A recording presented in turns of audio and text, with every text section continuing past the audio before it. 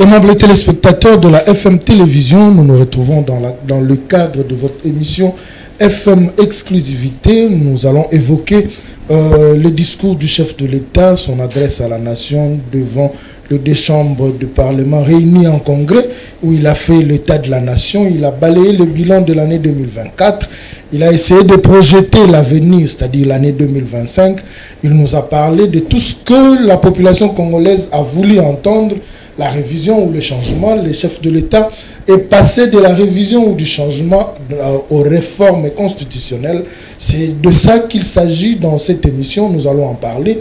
Mais aussi, nous allons évoquer la tripartite ratée de Luanda. C'est vrai que le chef de l'État devait se rencontrer avec Paul Kagame en face à face devant le médiateur choisi par l'Union africaine qui est João Lourenço, mais Kagame a brillé par son absence. On ne sait pas qu'est-ce qui se cache derrière cette absence, mais nous allons en parler avec notre invité sur ce plateau. Il s'agit bien de M. Guy Barreau, qui est au cadre de l'UDPS. Il revient non seulement pour répondre à nos questions, mais il veut aussi éclairer la lanterne par rapport aux réactions de certains opposants par rapport au discours du chef, surtout sur l'épineuse question de la réforme ou des réformes constitutionnelles. Monsieur Guy Barreau, bonjour. Bonjour. J'espère que vous vous portez bien. On se porte bien. Le parti aussi. Le parti aussi se porte bien. Avant d'entrer dans le vif du sujet, après avoir écouté le chef de l'État le 11 décembre, qu'est-ce que vous vous êtes dit? Bon, moi c'était d'abord un motif de joie, de fierté, la démocratie pour laquelle nous nous sommes bâtis. Un de ces aspects, c'est la redevabilité. Un chef qui raconte à son peuple annuellement, en essayant d'expliquer ce qu'il a réussi à opérer comme résultat et projeter l'avenir. Donc un exercice normal que j'ai admiré. Si on pouvait, nous tous, dirigeants politiques, à travers les structures que nous nous retrouvons, faire cet exercice au niveau de la nation, c'est la beauté de la démocratie. C'est quelque chose de bien. Vous voyez, ça a suscité des débats. C'est ce que nous voulons. C'est ça aussi, être démocrate. Il a rendu compte à son peuple qu'il avait élu. Mais il y a une certaine opinion qui se plaint. À l'occurrence, le président de l'Assemblée, à la fin, il a quand même demandé aux militants de l'IDPS, pas il a demandé, mais il leur a dit prochainement, beaucoup cotaté, parce que pendant que le président était en train de parler, il y a eu des chants qui étaient entonnés, et plus fort encore, on a entonné l'hymne du parti, alors que le président s'adressait à la nation. Qu'est-ce que vous pouvez dire? Non, ça c'est la forme. Vous savez, dans ce genre d'exercice, chacun a ses sentiments. Le président de l'Assemblée nationale était dans son rôle. C'est lui le président, celui qui était en train de présider la séance. C'était dans son droit de rappeler à l'ordre certains de nos militants, pas tous, qui étaient dans la salle, qui faisaient ce qu'ils faisaient. Mais je crois que ça, c'est un peu un côté négligeable. Vous savez, on peut faire ce genre de cérémonie sans crier, mais si le contenu est vide, il n'y aura rien. Le plus important, c'est que nous avons retenu, c'est l'exercice. Un chef qui raconte à son peuple qu'il avait élu, c'est quelque chose de bien, d'encourager.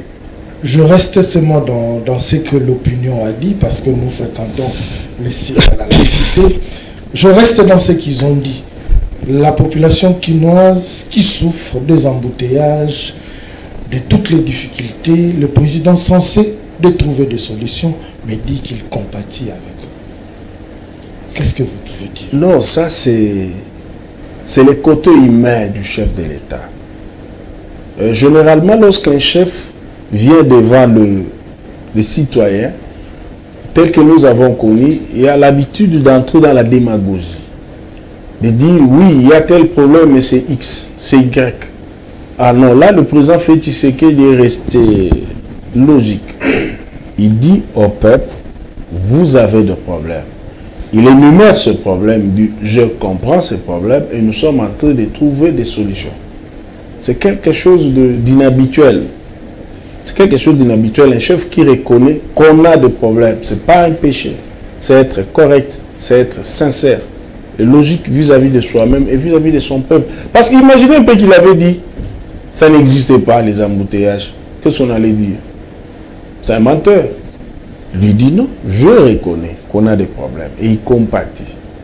Parce qu'il vit ça aussi. Ça, c'est un homme qui est proche du peuple, qui reconnaît ses problèmes.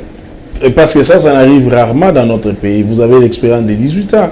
Prenez les discours de 18 ans. Bon, j'essaie, il y a peut-être une quinzaine, une dizaine. Comparez, vous allez voir. Hein? Ce n'est pas la même chose. Le ton a changé, je vous comprends. Vous devez vous habituer. Il y a des problèmes, on doit avoir l'honnêteté intellectuelle de reconnaître que nous avons des problèmes, que nous n'avons pas encore résolus, qui est en voie d'être résolu parce que les instructions sont données. Par exemple, le problème d'embouteillage. Cher ami, de quoi s'agit-il? Nous sommes une ville qui a, sur le plan de l'urbanisation, n'a pas été bien construite. 70% de la ville, c'est l'est de la province. C'est Maluku et la concentration de toute la population se vers les 30%. Ça, c'est un problème réel qu'on n'en parlait pas. Ça ne commence pas avec Félix Tshisekedi. Deuxième chose, on a un problème de qualité des routes. On a commencé à voir ce qu'on peut faire. Troisième problème. Oui, parce qu'il y a des députés qui ont évoqué ça, des routes de 10-15 ans tiennent, mais des routes qui asphaltées 3 ans après, 2 ans après, se détruisent. Ça aussi, c'est un problème. Ça me convient. Je suis d'accord avec l'analyse de ces députés. C'est-à-dire que nous devons trouver des solutions. La qualité des ouvrages, ça nous devons veiller tous. C'est ça la différence entre nous et les autres. Nous reconnaissons 2 problèmes et on fait un débat autour de ça pour trouver des solutions. Il y a aussi l'incivisme de nos chauffeurs. Des fois, on peut traîner pendant 1 heure du temps parce que 3, 4, 5, 6 compatriotes ont refusé de respecter le code de la route. Ça fait partie de nos problèmes. Il y a aussi des fois certains de nos policiers qui ne se comportent pas. Voyez un peu l'ensemble de tous ces problèmes. Et on va vers la fin de l'année et ça s'amplifie. Et heureusement, le président de la République comprend ces problèmes. Il a donné des instructions précises au gouvernement de répondre à cette préoccupation. Avant de donner la parole à Mme Ruth, je prends le plus grand volet qui touche le social. Le président parlait de la stabilité macroéconomique en parlant de l'inflation qui n'a plus cette plus-value. Mais aujourd'hui, c'est vrai qu'on dit que le dollar est stabilisé, mais il est stabilisé à combien? La vie chère, jusqu'à ce jour, on continue à en parler. Est-ce que vous pensez que tout ce que le gouvernement fait remplit les attentes de la population? Aujourd'hui, c'est tout le monde qui se plaint. Quand il a 10 dollars en main, c'est 28 000 francs. Mais si vous avez un ménage de 5, 6, 7, 8 personnes, c'est difficile pour que vous puissiez vous nourrir. Alors, est-ce que le président l'a dit pour plaire ou sur terrain, il y a vraiment réellement des choses qui se font? Non, nous, c'est le discours de la vérité. On veut éviter la démagogie. Le problème, il existe. Les efforts sont faits. Par exemple, sur la vie chère. Le président l'a dit dans son discours. En fait, il nous a rappelé ce qui a été fait pendant toute l'année 2024. Il a dit, il a donné des instructions précises à Madame la Première ministre pour que l'État se déleste de certains droits, la TVA, afin de permettre la baisse des prix des articles sur le marché. Ça, nous avons suivi. Ce sont des efforts qui sont faits. Au niveau du ministre de l'économie, le VPM a pris aussi une série de mesures pour que le prix baisse. Ça, ce sont des efforts. Est-ce qu'il y a de retombées? Jusque-là, on attend. J'ai la chance de fois de faire le marché. Je me pose des questions. C'est que nous voyons... Mon frère, allez, soyez tranquille. On fait aussi le même marché. Il n'y a pas 3 marchés. On fait le même marché. Nous comprenons. C'est comme ça que nous vous disons, nous, on refuse la démagogie. Le problème est réel. Les instructions ont été données. Les mesures ont été prises. Maintenant, nous attendons les retombées. Donc, au niveau du gouvernement, c'est le gouvernement qui fait le travail. Nous attendons les retombées. Et nous sommes positifs avec ce qui a été fait, parce que vous devez aussi vous mettre à la place de certains opérateurs économiques ce sont les stocks emmagasinés de plusieurs mois. Il faut attendre que cela soit évacué. Donc nous attendons et moi je suis convaincu avec les mesures qui ont été prises, la situation va s'améliorer. Avant d'évoquer cette partie de réplique, par rapport à tout ce qui s'est dit, je donne d'abord la parole à Madame Ritz, comme ça nous allons évoluer progressivement. Vous avez la parole. Merci beaucoup Alain. Monsieur Guy Bao, vous êtes un haut cadre de l'UDPS. Vous jugez que le discours du président de la République est un discours de la vérité. Que répondez-vous à ceux qui pensent que Félix Tshisekedi a échoué pendant 6 ans? Le premier mandat et une année de son deuxième mandat, parce que le peuple qu'il a trouvé vivre paisiblement selon les opposants est aujourd'hui croupi dans la misère. Il n'y a même pas moyen de s'acheter un pain qui coûtait 200 francs à l'époque de Joseph Kabila et revient aujourd'hui à 750 francs. Madame Ruth, ça dépend de quel camp politique on se trouve. Si vous êtes du côté du peuple, tout le monde va reconnaître que pendant 18 ans, c'était l'enfer. Je suis même surpris de constater que même ceux qui ont mis le peuple en difficulté pendant 18 ans parlent aujourd'hui. Quel genre de difficulté, par exemple? Parce qu'eux évoquent le social qui est réduit. Tout était dans le noir. Parlons gratuité de la maternité. Ça n'a jamais existé à l'époque de Joseph Kabila. Ça, c'est Félix Tshisekedi qui a mené. Madame Ruth, vous allez à l'hôpital, vous accouchez gratuitement et il y a la prise en charge de l'enfant qui... Mais vous n'avez pas quelque chose à manger pendant que vous avez accouché gratuitement. Madame, ne dites pas aux parents qui ont mis au monde que non, il faut annuler ça parce qu'il n'y a pas de foufou. Ça va venir. C'est un aspect, c'est un progrès qu'il faut applaudir. La gratuité de l'enseignement, c'est un progrès. Ça n'a jamais eu du niveau de Kabila. La liberté de l'expression que nous avons dans notre régime, où les opposants, des fois, ça frise même l'injure. Vous avez vu, on a tué combien? Liberté d'expression, mais on vous accuse d'amener un nouveau slogan parlant de propagation de faux bruits. C'est ce qui fait que... Outrage au chef de l'État, vous avez inventé des infractions pour taire l'opposition. Ça existe dans le code pénal. Ça, ce n'est pas nous. Mais le problème, c'est quoi? Nous voulons faire la différence entre l'injure et la bienséance. Nous voulons faire la différence entre la collaboration avec la rébellion. Vous voyez un compatriote qui vous dit, par exemple, nous allons couper les Katanga, un opposant. Est-ce que tu peux dire ça en Ukraine, là où il y a la guerre? Nous suivons, nous tous, les médias occidentaux. Ce que les opposants ukrainiens racontent, ce n'est pas ce qu'on apprend ici.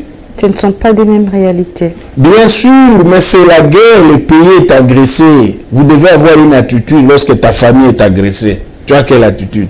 L'attitude des collaborateurs. Or, ici, nous avons même les intellectuels. Je m'abstiens même de citer les noms parce que c'est indécent par rapport à l'air, qui soutiennent Kagame ouvertement. Allez faire ça en Russie ou en Ukraine, on verra. Quelqu'un qui dit, par exemple, non, le gouvernement congolais soutient le FDLR. Tu ne peux pas le dire. Donc pour dire à Kagame, tu as raison de maintenir la mort à l'est du pays, moi je te donne la preuve que nous soutenons le FDLR. Et lesquels FDLR n'ont jamais tué même pas un seul Rwandais là-bas à Kigali. C'est grave.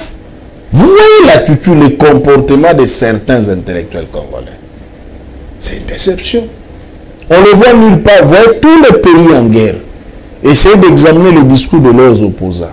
C'est différent de chez nous. Chez nous, on se dirait, on ne sait pas on est dans quel pays. Mais ces gens-là surkillent. Ils surkillent librement. Vous avez leur nom, leur liste. Je crois que vous êtes en train de connaître dans ce que je suis en train de dire. Et là, nous continuons à être des dictateurs. Non, pas du tout. Nous, nous disons, il y a des problèmes. Il y a des problèmes parce que ça fait 50 ans, 32 ans avec le maréchal Mobutu, 18 ans, si on fait mettre la parenthèse de Mouzé Kabila, qui a évolué dans un contexte un peu particulier. Mais on ne peut pas combler un trou de 50 ans en 6 ans. Ça ne se fait jamais dans l'histoire. En 6 ans, non, ça ne se fait pas, madame. Donc les efforts sont faits, mais le trou est tellement profond, des fois on n'arrive pas à sentir les effets. Nous sommes devant cette difficulté. Mais beaucoup d'efforts sont faits. Parce que Dès lors que vous prenez 6 millions des enfants en âge de scolarité qui traînaient dans la rue, vous les mettez à l'école, ça c'est notre avenir. Il faut dire bravo à Félix Tshisekedi. Même si sa tête ne vous plaît pas, au moins ça, le peuple profite. Il y a beaucoup d'initiatives qui sont faites. Mais à l'opposition, on vous accuse également d'être inefficace dans la gestion des dossiers judiciaires, par exemple, pour des cas de détournement des deniers publics. Madame pendant Ruth, votre régime. Madame Ruth, alors qu'à l'opposition, vous étiez le premier à le décrier. Madame Ruth, moi je peux même vous dire, c'est cette opposition qui est inefficace. Essaye de répertorier tous les dossiers de détournement qui l'ont dénoncé. C'est toujours nous de l'Union sacrée. Mais il y a eu quand même des effets avec Zouzolo Bambi, par exemple. Non, il n'y avait pas des effets. Il n'y a jamais eu de procès avec le professeur Louzolo. On l'avait empêché d'évoluer. C'est comme ça qu'il s'est arrivé jusqu'à dénoncer que l'État perdait dans le 20 milliards de dollars par an. C'est avec nous qu'il y a des dénonciations des notables ou de notre régime. Non. Vous connaissez un seul dossier de détournement dénoncé par l'opposition, que les gens ne savaient pas. Ça n'existait pas. Ici, il faut saluer. C'est ça la différence entre nous et les 18 ans. Le président Félix arrive au pouvoir, il appuie, il redynamise l'IGF. Vous voyez notre œuvre, l'IGF. Il redynamise la Cour des comptes. Vous voyez un peu la différence. Et c'est cette structure de l'État qui amène les dossiers. Si nous étions complices dans les détournements, mais pourquoi on doit redynamiser l'IGF et la Cour des comptes? Ils disent que pour la plupart des cas de détournement des deniers publics, il s'agit des proches du président de la République. Peu importe. Au cadre de l'UDPS. Mais qui ont inspiré cette action? C'est nous. Donc vous avez hérité un modèle? Mais nous, on ne peut pas avoir les gens de 18 ans comme modèle, jamais de la vie. Nous avons dit, nous combattons les antivalets. Et pour preuve, l'IGF existe, la Cour des comptes existe et d'autres structures de l'État. Maintenant, la deuxième étape, c'est le combat que nous sommes en train de mener tous. C'est je dirais, la redynamisation de l'appareil judiciaire. C'est la raison pour laquelle le ministre de la Justice a organisé les États généraux, qu'on réfléchisse ensemble pour trouver des thérapies. Les résolutions qui souffrent d'être mises en application, parce qu'il y a une corporation qui dit qu'il y a des résolutions falsifiées. Ça, c'est le débat démocratique. Moi, je suis pour ça. Moi, je ne peux pas avoir du mauvais sang parce qu'on dénonce les résolutions falsifiées. C'est ça la beauté du droit. On doit connaître tous les points de vue et surveiller de près. Personne ne va mourir parce qu'il a dénoncé. C'est ça la particularité de notre régime. Les gens sont libres. Et nous, des fois, on applaudit. Là où il y a applaudi, on applaudit. Ce n'est pas parce que quelqu'un a parlé contre un ministre ou contre le régime, il doit disparaître, il mérite la mort. Là, nous sommes différents. C'est vraiment le vrai citoyen en face de vous qui gère le pays. Guy Bao, vous êtes très optimiste quant au bilan de Félix Tshisekedi, mais sur le plan sécuritaire, l'opposition juge également inefficaces les efforts qu'entreprennent le président de la République pour rétablir la paix dans l'Est du pays. Ils disent que Joseph Kabila a fini la guerre. Et qu'en est-il de Félix Tshisekedi? Madame, cette guerre a fait 30 ans. Vous savez, c'est malheureux de parler du... Vous vous rappelez de l'opération Soukola 1, Soukola 2? J'y arrive, madame. Allez-y. Joseph Kabila n'a jamais apporté la paix au Congo. Bien au contraire, lui fait partie du problème. Dans quel sens? Je vais vous expliquer. La situation que nous sommes en train de vivre vient d'où? Cette situation. Il faut situer l'origine en 1996. Le président rwandais Paul Kagame, ça peut-être on peut le dire à l'intention de nos enfants. Paul Kagame, le président du Ouganda Museveni, ils se sont coalisés avec les multinationales pour instaurer la tutelle rwandaise au Congo. Et ils ont utilisé malheureusement Laurent Désiré Kabila avec l'AFDEL qui était créé par eux. Dans cette stratégie, il fallait mettre fin aux institutions du pays. Arrivé le 17 mai, tout a été désarticulé. Je dis désarticulé. Mouzé était là comme une étiquette avec un chef d'état-major rwandais qu'on appelle James Kabarebe. Mais il a pu chasser un dictateur. Attendez, madame. Je dis le Rwanda. Mouzé n'avait pas les militaires, c'était les Rwandais. Mouzé l'a dit par la suite. C'est les Rwandais, les Ougandais, les Burundais, les Tanzaniens, financés par les multinationales occidentales. Ils ont chassé Mobutu. Et ils ont installé Mouzé. Ils ont détruit l'armée congolaise. C'est ça l'origine de nos problèmes.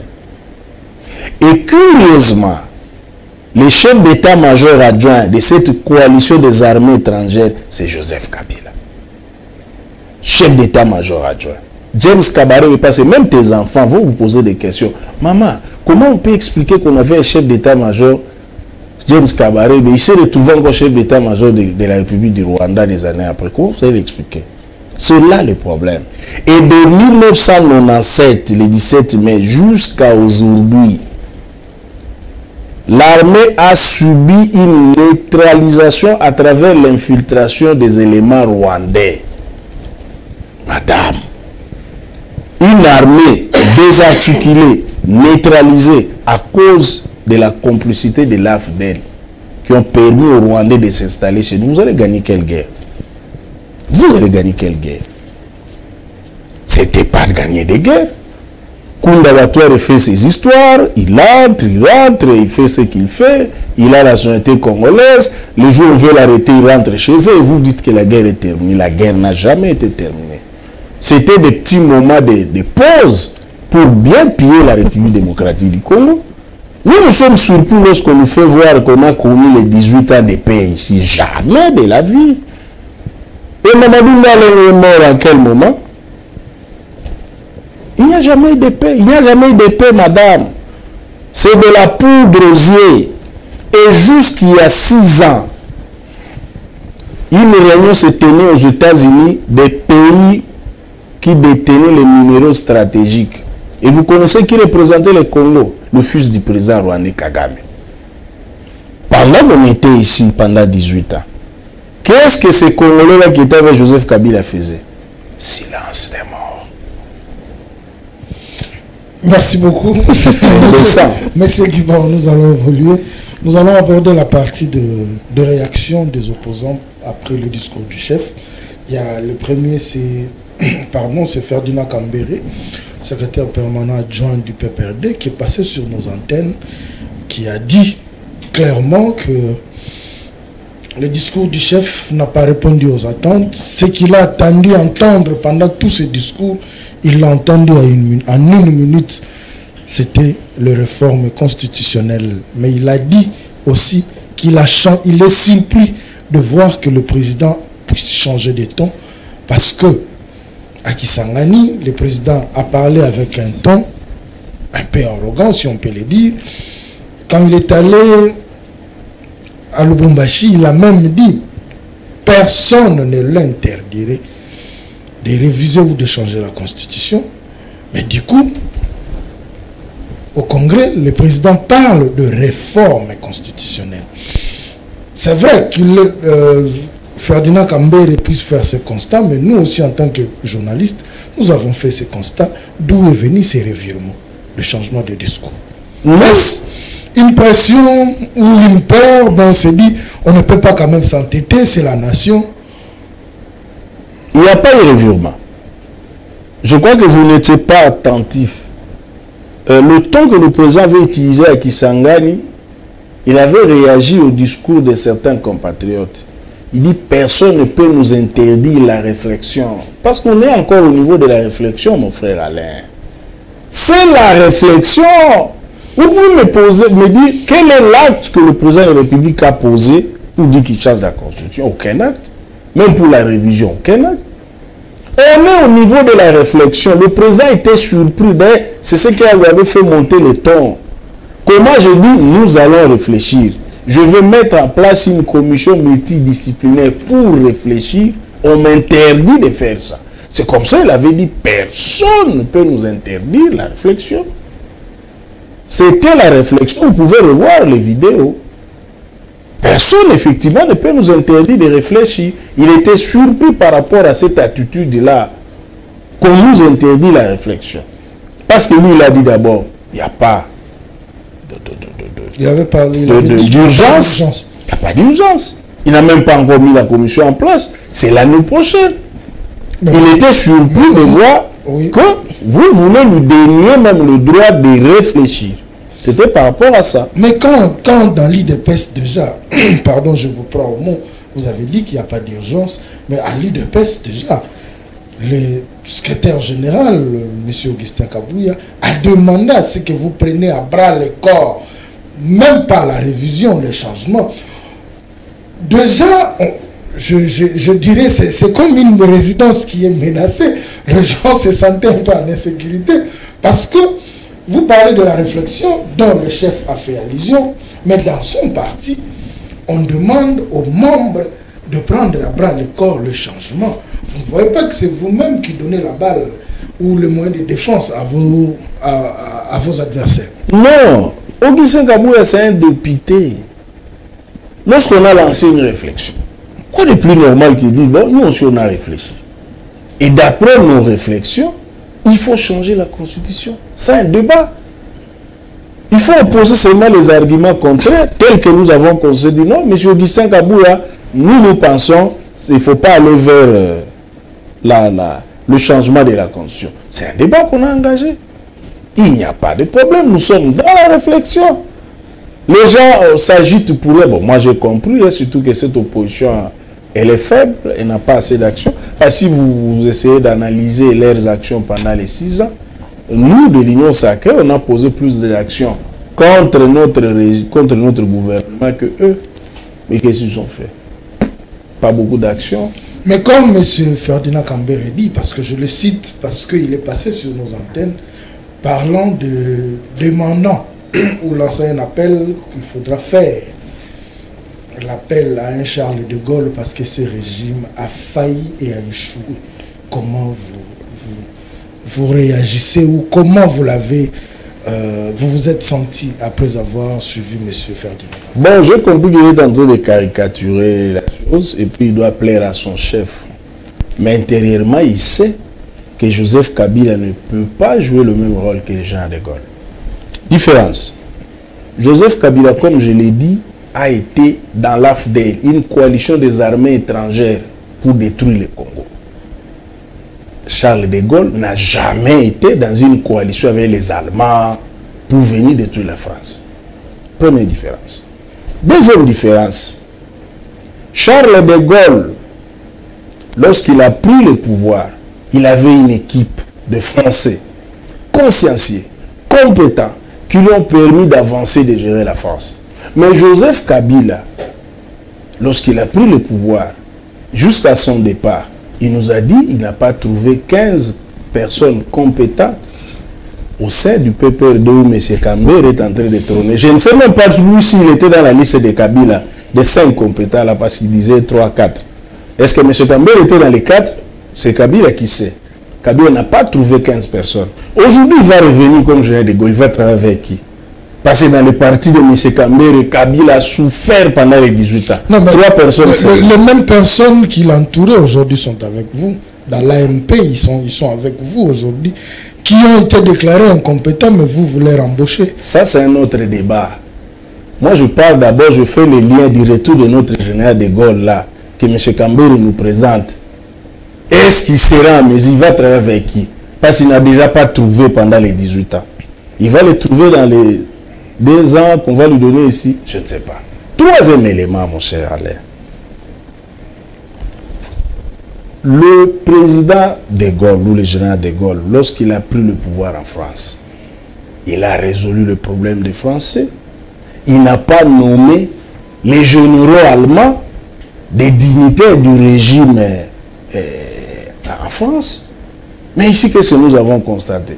L'infiltration de l'armée congolaise par des Rwandais, ça s'est fait pendant quelle période? Du général de Gaulle congolais, il va résoudre quel problème? Un autre élément. Oui. Tous les officiers supérieurs congolais qui se sont opposés aux Rwandais ont été tués, morts mystérieusement.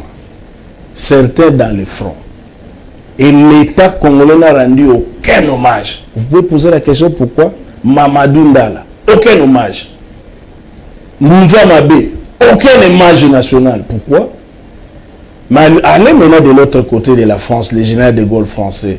Lorsque le Français dit nous sommes morts, l'hommage national. Pour dire aux Français, vous avez perdu le vôtre. Mais ici, Joseph Kabila, qu'on veut faire les généraux de Gaulle, n'a jamais rendu d'hommage. Et un petit exemple qui m'avait beaucoup choqué, je vais seulement vous rappeler parce que vous avez oublié. La RTNC avait un DG qu'on appelle Kolomoni, je crois, membre actif du PPRD. Ce monsieur-là, ces compatriotes-là, vous savez qu'il a été chassé de la RTNC. Je dis chassé, révoqué sur instruction de M. Kabila Joseph, à l'époque président de la République. Vous connaissez son infraction?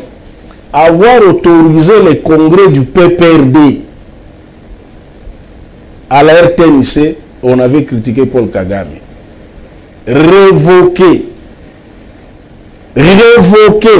et personne n'a bronché jusqu'à aujourd'hui. Demandez à M. Kambere pourquoi il n'avait pas parlé.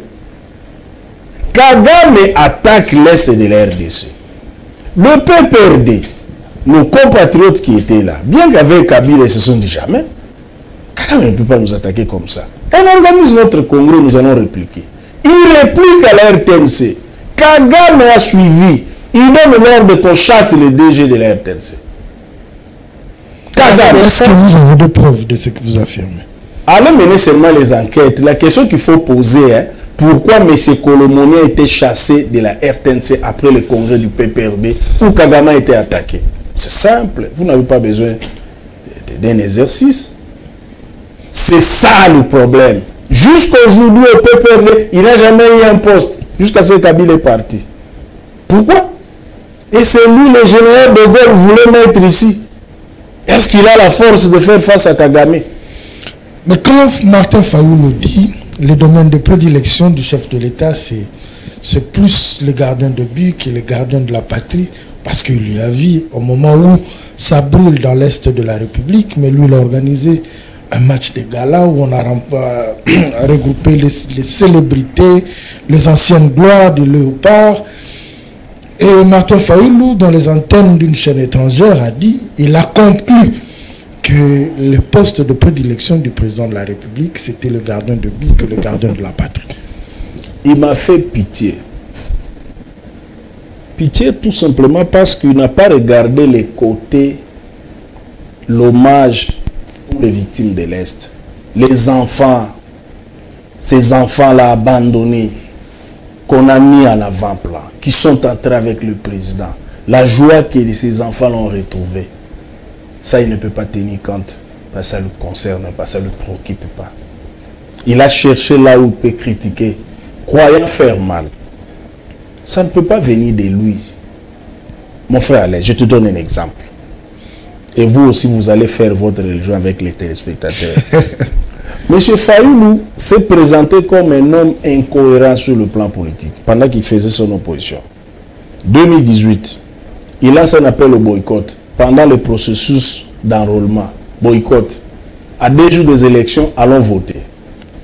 C'est de l'incohérence. Tu n'as pas préparé un témoin, pas des gens ne sont pas préparés au vote, mais tu les appelles quand même à aller voter. Ça, on appelle ça incohérence en politique. Il répète la même chose en 2023. Boycott. Il n'a aucun député, aucun sénateur. Et à 2 jours, lui-même, il se voit candidat. Ça, on appelle ça de l'incohérence. Mais à côté de cela, M. Fayulu a une passion pour la musique. Il aime danser, il aime chanter. Est-ce qu'on peut aussi répliquer que pendant qu'il manifeste des incohérences, ce monsieur-là vaut pour la danse et les chants? Nous, on peut dire ça? Que M. Fayulu serait mieux à Zaïko, chez Rochero ou Franco au Kedjas. On peut répliquer comme ça? Voilà lorsqu'on confond les rôles. Mais nous, je vous dis, on ne peut pas dire ça de M. Fayulu. Que ce qu'il lui faut, c'est la danse et la chanson. C'est un intellectuel qu'on respecte. Mais lui décide de ne pas respecter le président de la République. Parce qu'il est allé dans un moment de détente, comme les Clinton l'ont fait, le président américain. Il jouait à la saxo, le jazz, sa passion. Le président Bush avec les chevals. D'autres présidents, le président Hollande, le football. C'est une passion. Ça n'a rien à voir avec la gestion de l'État. Mais est-ce qu'il fallait médiatiser, mobiliser? Vous avez vu l'UDPS médiatiser. Pour parler d'abord de nous, l'UDPS, ou l'Union sacrée. Mais les stades n'étaient pas remplis. Des bus transcorps immobilisés parce que ça va amener des gens. Vous n'avez pas vu nos drapeaux. C'est une activité normale, on appelle ça caritative. Juste pour appuyer nos enfants de l'Est du pays. Mais il faut dire bravo, ces enfants-là sont abandonnés. Quelle est l'action que lui a fait pour ces enfants-là, lui, M. Fayoum? Mais nous constatons que lui, il aime la danse. Est-ce qu'on doit s'éterniser sur ça? Ah, M. Fayoum manifeste beaucoup d'incohérences en politique, il faut l'envoyer dans un orchestre de musique. On ne peut pas dire ça. Nous donnons la parole. On s'abstient vraiment à dire ça. Merci encore une fois, Alain. Monsieur Guibao, faisons un tout petit peu quelques pas en arrière. Ferdinand Kambere a évoqué une disposition constitutionnelle qui interdit au chef de l'État de mettre sur pied des commissions multidisciplinaires pour statuer sur le changement de la Constitution. Que répondez-vous? Non, il n'y a pas une disposition qui peut interdire la réflexion. Il a martelé que la Constitution actuelle, elle est complète, elle est normale, elle est en faveur de tous les Congolais. Pourquoi la retoucher? Parce qu'elle-même prévoit ces dispositions en cas de révision de quelques articles. Oui, c'est ce que nous disons. La Constitution prévoit ces mécanismes de révision. Il n'y a aucune Constitution du monde qui est parfaite, même pas la Constitution américaine qui a fait des 100 ans. La Constitution américaine a reconnu plusieurs modifications. Mais le fait de créer je ne sais pas la disposition, c'est une violation de la Constitution. Non, c'est la réflexion. C'est la réflexion. En principe, on ne doit pas trouver des histoires. On doit plutôt alimenter les débats. C'est ce que nous disons dans l'IDPS. Il a souligné une disposition constitutionnelle. Qui interdit la réflexion, ça n'existe pas. Qui interdit la mise sur pied d'une commission par le chef de l'État. Ça n'existe pas. On est dans la réflexion. On est dans la réflexion. On dit, on réfléchit. Est-ce que la constitution qu'on a votée, qu'on a eue depuis 2006, ça nous a permis d'avancer où, comment et quand? On a dit une commission multidisciplinaire. On réfléchit et puis on dit, voilà, nous sommes arrivés à telle conclusion. C'est ça les débats. Monsieur Guibao. De tous les Congolais, est-ce que vous allez accepter que le FCC puisse faire aussi partie de cette commission? Mais moi personnellement, parce que je ne suis pas le président de la République. Moi, sur mon avis individuellement, moi je suis pour. Ce sont des compatriotes. Vous allez accepter tout ce qu'ils vont vous proposer? Non, là c'est les débats. Proposer les principes que les membres du FCC participent à la discussion. Moi, individuellement, je suis pour. Je ne vois pas pourquoi. Je vous prends juste au mot. Parlant de la disposition de la Constitution qui bloque à l'heure actuelle. Mais vous reconnaissez du moins que nous avons un régime spécial. Nous sommes en état d'urgence, en état de siège plutôt à l'Est. Est-ce que c'est le moment approprié pour parler révision, changement? La réflexion, mon frère, on n'a pas touché la Constitution, nous sommes en train de réfléchir. C'est là où nous vous demandons d'éviter la passion. Il faut bien suivre notre démarche. Il n'y a aucune urgence. Mais c'est là où on parle du changement de langage. Hein? Non. Là où Alain a fait allusion au revirement du langage. Non, justement parce que moi j'ai compris seulement. Au début, vous avez suivi les chefs de l'État avec beaucoup de passion. Après nos débats, vous l'avez maintenant suivi avec calme. C'est comme ça que vous avez compris la démarche. Et donc, si vous avez compris, vous êtes en train de parler des changements de non. La réflexion, il a déjà dit dès le commencement, il n'y a aucune urgence. Il n'y a aucune urgence. Quelqu'un qui vous dit qu'il n'y a aucune urgence. Quelqu'un qui vous dit qu'il va mettre en place une commission multidisciplinaire. Ce sont des stratégies pour trouver des prétextes et chercher à s'établir. Non, notre démarche, la démarche du chef de l'État, elle est cohérente. Il n'y a pas d'urgence. Il y a une commission disciplinaire à mettre en place. Le mot n'est même pas encore connu. Certaines langues parlent même d'une ébauche qui a déjà été faite par le prof Naïvel. Parce que ça s'est dit déjà. Mais il y a même l'article 222 qui a été touché. On n'aura plus de primature, on aura mon cher Alain, tu l'appelles professeur, bon, un chercheur. S'il réfléchit, il veut partager sa réflexion avec des Congolais. Vous demandez d'éviter la passion. C'est une réflexion. Toi aussi, tu peux être ensemble avec Madame Ruth. Vous dites, bon, nous aussi, on écrit notre position, notre bouche, et on va vous tuer pour ça. Vous dites, non, nous ne sommes pas d'accord avec l'UDPS dans tel point, dans tel point, dans tel point. C'est votre liberté. Nous avons le privilège de lancer les débats. Il faut dire bravo au président. Il a lancé les débats. Tout le monde sait qu'il y a nécessité qu'on retouche certaines dispositions de la Constitution. Très bien. Toujours dans ces débats de réflexion, l'opposition, elle, estime qu'il faut aller dans une transition sans Tshisekedi. Ça vous arrange? Sans Tshisekedi à la tête du pays. Ils ont quel moyen pour ça? Quelle légitimité? C'est une réflexion aussi. Oui, mais une réflexion dont vous n'avez pas les moyens de l'appliquer. Ils ont cité l'exemple de la France avec le général de Gaulle que vous avez aussi cité ici. C'est différent. C'est différent. Ils ont dit qu'à l'époque, le président de la République a choisi le général de Gaulle. Oui, parce qu'il n'était pas en mesure de résoudre quelque chose. Ici, chez nous, Félix Tshisekedi est en train de gouverner. À peine une année, nous venons des élections. Justement, ils ont fait le parallélisme. René Coty l'avait fait pour changer la constitution. Il a désigné René Coty n'avait pas 5 personnes. Il n'avait pas 5 Français capables. Vous pensez que Tshisekedi a des hommes capables tout autour? Nous sommes là, madame. Comment on peut dire ça? Comment nous avons gagné les élections dans toutes les provinces, hormis quelques coins? C'est ces hommes-là de l'Union sacrée qui ont fait cette question-là qui me monte, je me dis, est-ce que je dois la poser? Mais libre à vous. Je suis finalement au bout, je dois quand même la poser. Oui. En vous regardant, toute la lutte que vous avez faite, aujourd'hui vous êtes à 6 ans du pouvoir, vous continuez à vous battre. Je vous l'avais posé, je crois, la fois dernière. Vous vous battez, mais au mangeoire, c'est d'autres personnes qui ne viennent pas défendre ce régime comme vous la défendez. Vous vous sentez comment? À l'aise.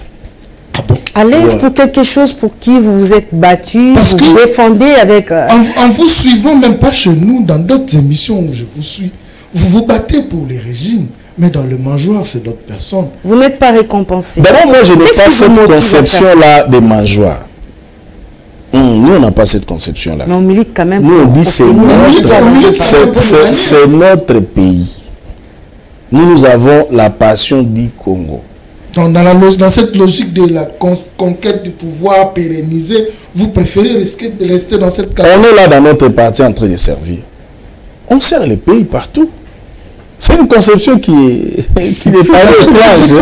Dans cette logique, on risquera de ne pas aborder la question de la tripartite. Nous allons directement, parce que petit à petit, nous arrivons à la fin de notre émission. Nous abordons la tripartite de Luanda. Annoncée, je crois, depuis plus d'un mois. Tout le monde se disait que Kagame, enfin, avec le président de la République, serait face à face pour se dire du moins quelques vérités et chercher à ratifier certains accords. Mais le dimanche en question, c'est Kagame le grand absent. On voit Uhuru Kenyatta et le président angolais qui est facilitateur et le président congolais. Et Kagame s'est permis d'organiser une cérémonie de remise des trophées de Formule 1, alors qu'il devait se rencontrer avec le président de la République. Diplomatiquement parlant, vous ne voyez pas que c'est un sabotage? Oui, en fait, l'attitude du président par rapport à cette journée-là, c'est pour l'opinion internationale. Rappelez-vous, la communauté internationale nous avait habitués à dire qu'il n'y aura pas de victoire militaire, il faut aller négocier. C'est cette volonté-là. Et nous avons montré que nous sommes des hommes de paix. Le président Félix l'a dit depuis le début, nous aimons la paix. Les gens n'avaient pas cru. Parce que vous savez, pour la première fois, M. Paul Kagame est en difficulté. Pendant les 18 ans passés, si vous regardez les médias occidentaux, M. Kagame était cité comme modèle de gouvernance, comme une référence en Afrique. Il était vanté, je peux dire après Nelson Mandela, aucun dirigeant africain n'a été vanté comme Paul Kagame pendant les 18 ans. C'est avec l'arrivée de Félix Tshisekedi comme président du Congo que le monde entier a compris que M. Kagame c'est un criminel. Avec les actions diplomatiques, politiques que le président Félix a amenées. Maintenant, le président Kagame est devant ces dilemmes-là. il s'est inscrit dans le processus de Luanda. Le processus de Luanda, en fait, c'est deux éléments essentiels, le fond. C'est le désengagement des militaires rwandais que Louis Kagame a signé. Il a reconnu à travers sa signature qu'il a le Rwandais sur le sol congolais. Et l'autre paire de manches, le deuxième engagement de fond de ce processus de Luanda, c'est la neutralisation de FDLR. Ils croyaient nous avoir que nous, le Congo, nous hébergeons les FDLR, qui n'ont commis aucune infraction au Rwanda. Pendant l'existence des FDLR, c'est le Congo qui est victime. Les FDLR ont tué déjà au Congo. Nous avons dit, on ne va pas tomber dans son piège. On doit neutraliser les FDLR. Ensemble. Parce que c'est nous qui souffrons, même pas le Rwanda. M. Kagame était pris dans sa stratégie. Lui qui se croyait le plus grand stratège. S'il était venu le dimanche, c'était pour consacrer la fin de la guerre. Alors comment il va vivre? Parce qu'il faut rappeler à nos téléspectateurs que le Rwanda vit à 50% des aides extérieures, à 50% du pillage du Congo. Et puis le Congo, à travers les groupes armés qu'il crée, qui changent de nom. En 1997, c'était l'AFDEL. Après, c'est devenu CNDP. Après, aujourd'hui, c'est M23. C'est toujours lui. Ça nous permet de piller les richesses du Congo et de financer la construction du Rwanda. Alors, à l'heure actuelle, parce que nous sommes arrivés à la fin, la région nous dit déjà que nous sommes arrivés à la fin, à l'heure actuelle, quelle doit être la posture de la République? Parce que j'ai vu plusieurs Congolais se dire, comme il n'est pas venu, à tout retomber Barakak. À l'heure actuelle, quelle devrait être la position de la République? Parce que, jusqu'à preuve du contraire, ce sont nos Congolais, nos frères qui continuent à mourir. J'ai vu 2 ou 3 vidéos ce matin de ces M23 en train de se réjouir parce qu'ils avaient pris X ou telle autre localité, disant même que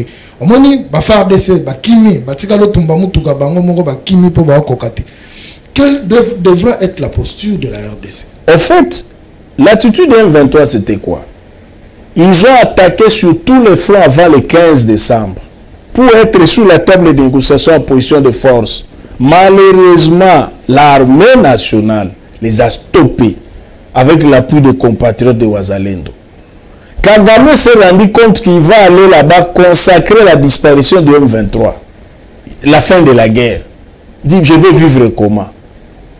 Autant continuer à attaquer, refuser, mais dire je suis disposé à négocier pour essayer de tenter d'avoir quelques localités et être en position de force. C'est ça le problème. Maintenant, quelle doit être notre attitude?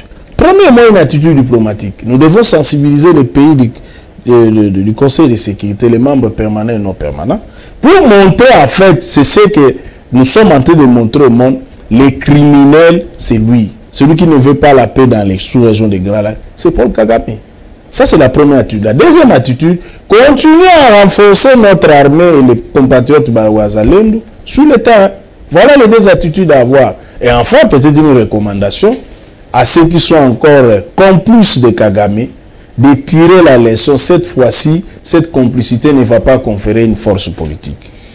Voilà, merci beaucoup. Je pense que c'est sur ces mots que nous mettons un point à cette émission. Nos portes resteront toujours ouvertes parce que quand on échange avec vous, on se rend compte que les minutes coulent comme de l'eau. 45 minutes, on est même à 48, qui sont passées comme si c'était encore 10 minutes. Merci de votre disponibilité. Je pense que prochainement, vous serez toujours disposés pour répondre à nos questions. Merci beaucoup. Aimables téléspectateurs, c'en est fini pour cette émission. On se retrouve prochainement avec un autre invité et un autre débat. Au revoir.